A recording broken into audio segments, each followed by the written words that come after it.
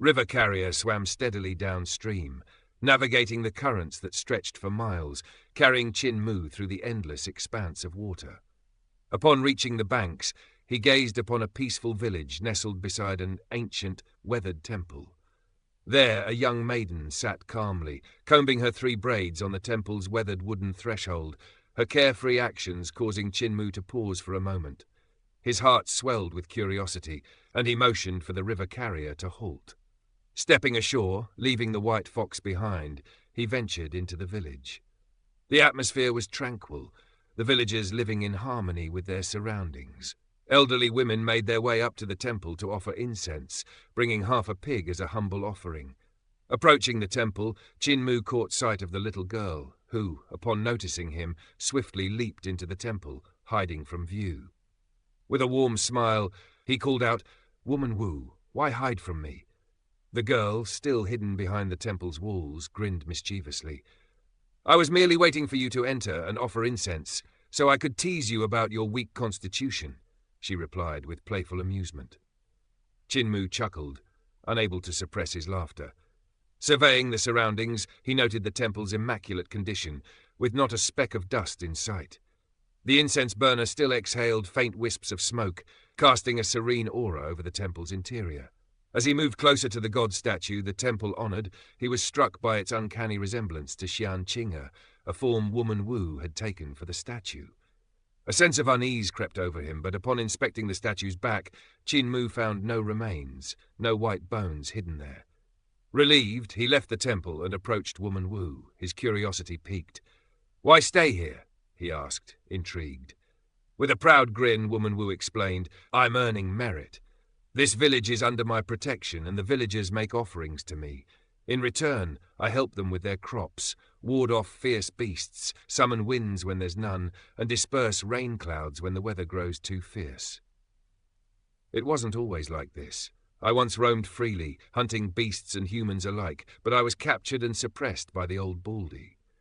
Now that I've become a deity of my own temple, not only do I receive offerings, but I also earn merit. Chin Mu smiled. "Didn't you go upstream? What brings you here?" Woman Wu continued, "After breaking the ice dam with you, I wandered aimlessly. Eventually I encountered monks from Little Thunderclap Monastery. We fought, but I couldn't defeat them. I fled here, and as fate would have it, a band of robbers invaded the village. I devoured them, and the villagers mistook me for a deity who had answered their prayers. In gratitude, they offered me cows, goats, and incense. Feeling embarrassed, I began to help them out with a few tasks." With a carefree leap, Woman Wu perched on the temple's threshold, swinging her legs. "The villagers treated me even better, and I felt even more embarrassed. So here I stay." Chin Mu laughed heartily. "Unwittingly performing acts of kindness, and now you're becoming a Buddha," he teased as he turned to leave. Woman Wu's voice drifted after him, soft and playful. "I don't want to be a monk. What fun is there in being vegetarian every day?" Back at the River Carrier, Chin Mu watched as the massive green beast slowly pulled away from the shallow waters, its pace gradually picking up as it journeyed further downstream. Glancing back at the temple, he saw the little girl's braids swaying in the wind as she continued to receive the villagers' offerings. The turbulent waters of the surging river churned violently. Arriving at the dock of Border Dragon City, Chin Mu and Hu Linga disembarked and entered the city. The city was now under the control of the Heavenly Devil cult, though Granny C had yet to reveal herself as Fu Yundi. It seemed that all was well, as Fu Yundi had remained in seclusion for the past few days. At an inn, Chin Mu sought out the innkeeper. "Incense Master, is there a way to avoid the inspection mirrors when entering the Eternal Peace Empire?" The innkeeper replied, "There are 2 main routes, the Eternal Border and the Secret Waters. Both are heavily guarded, with inspection mirrors on the city gates. Anyone from the Great Ruins will be spotted and either executed or sent into slavery. If you attempt to cross through the mountains, it's even more perilous. The God-broken mountain range lies between Eternal Peace and the Great Ruins, and even birds have difficulty flying over it. The Eternal Peace Empire has set up mysterious pearl crossbows in ambush, making it nearly impossible for anyone to cross without being shot." Chin Mu's brow furrowed. "Is there no other way?" The innkeeper smiled knowingly. Perhaps not for most, but for our sacred cult, we have our ways. Before the trade routes were established, we used to smuggle goods. We secretly destroyed 2 mysterious pearl crossbows on God-Broken Mountain, opening a route into the great ruins. With the trade routes now open, that path has been abandoned. But for those of our cult, the Secret Waters Pass is still a viable option. Chinmu's face darkened as he realized the vast power of the Heavenly Devil cult. "Prepare me a map of the Eternal Peace Empire," he ordered. "I must familiarize myself with its geography." The innkeeper bowed and left to gather the requested maps. That evening, after dinner, Chinmu perused the detailed maps of the empire, studying the layout of the counties and their surrounding areas. The next morning, the innkeeper arrived with a thick bundle of documents. "Who will guide me to the Secret Waters Pass?" Chinmu asked. The innkeeper responded with a smile. "Do not worry, young master. Your meal has been prepared. When you reach the river, brothers from our cult will escort you." After breakfast, Chinmu and Hu Linga made their way to the riverbank, where a ship awaited them. A young woman dressed in green greeted them warmly. "Greetings, young master. Please, come aboard." Chinmu returned the greeting. "No need for formalities," he said, stepping onto the ship with Hu Linga. As they boarded, Hu Linga asked, "Can you hide us from the inspection mirrors?" The young woman smiled. "I cannot hide you from the inspection mirrors. However, I am the high official at the Secret Waters Pass, in charge of overseeing those who enter and leave the city. I can certainly bring you in and out without issue." Chinmu was surprised. A high-ranking official so young? He nodded gratefully. "Thank you for your assistance, Sister Feng."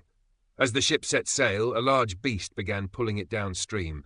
Soon the river grew wider and a thick fog began to rise, enveloping them. The beast pulling the ship grew increasingly uneasy, its movements erratic as if something beneath the water stirred it. Feng Zhiyun grew concerned. Why is the beast acting up? It refuses to pull the ship. Hu Linga whispered nervously, "I sense something approaching, something cold." Suddenly, Chinmu felt a strange presence closing in on him. A fish dragon leaped from the water, spitting out half of the Junior Protector sword. Feng Zhiyun took a defensive stance, her expression grave. More air bubbles surfaced, the fog thickening as they pressed on. Chinmu remained vigilant as the ship continued its journey. As they ventured deeper into the mist, Chinmu heard a soft, haunting melody. It was a song unlike any he had heard before, familiar yet distant. It was as though a distant memory tugged at him. He turned and saw a woman in white floating downstream, her voice weaving through the fog. Her song seemed to call out to him, stirring memories long buried. "I've heard this song before," Chinmu muttered, his heart racing. He leaped from the ship, unable to resist the pull of the music.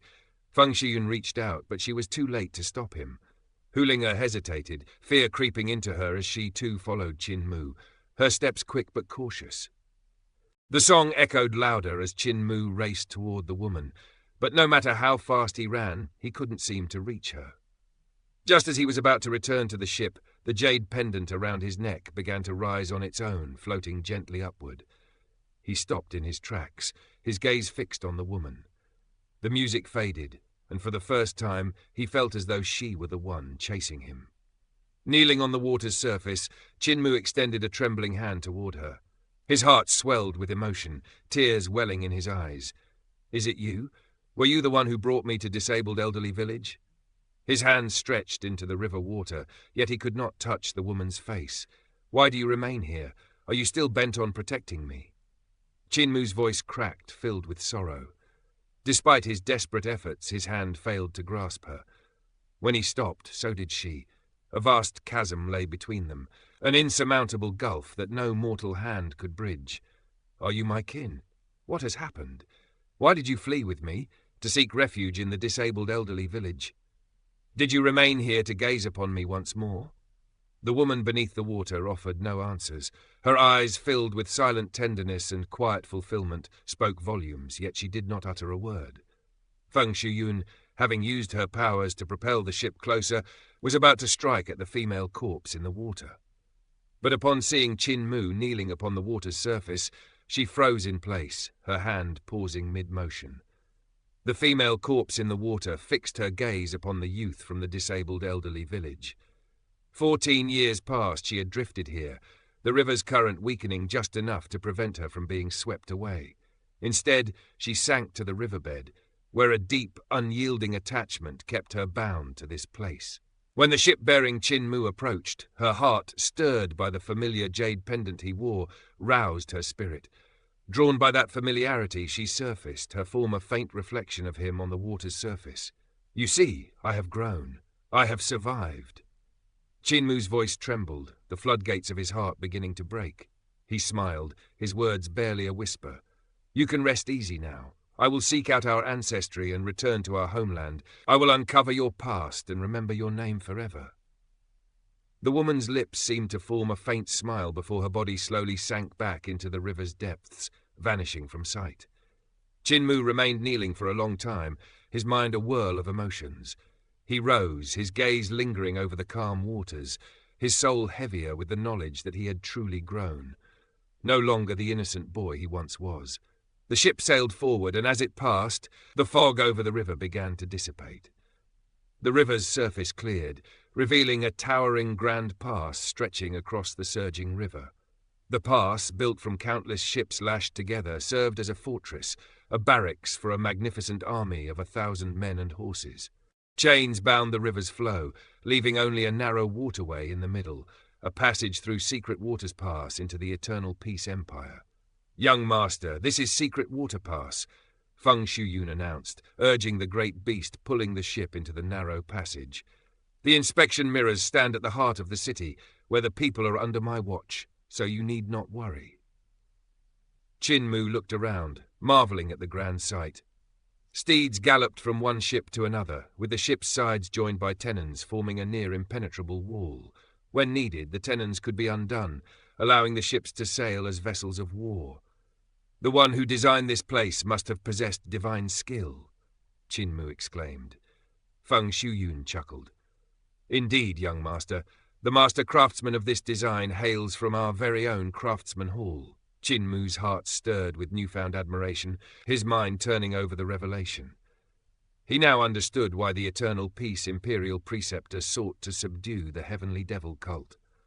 Though the Empire's military might overshadowed that of the cult possessed knowledge of countless crafts.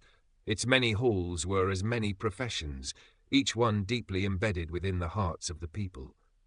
The ship entered the city, and a long line of merchant ships waited for inspection. Feng Shuyun steered the ship into a side lane and anchored it, guiding Qin Mu ashore. Hu Ling'er quickly jumped into Qin Mu's backpack, her head poking out to survey the surroundings.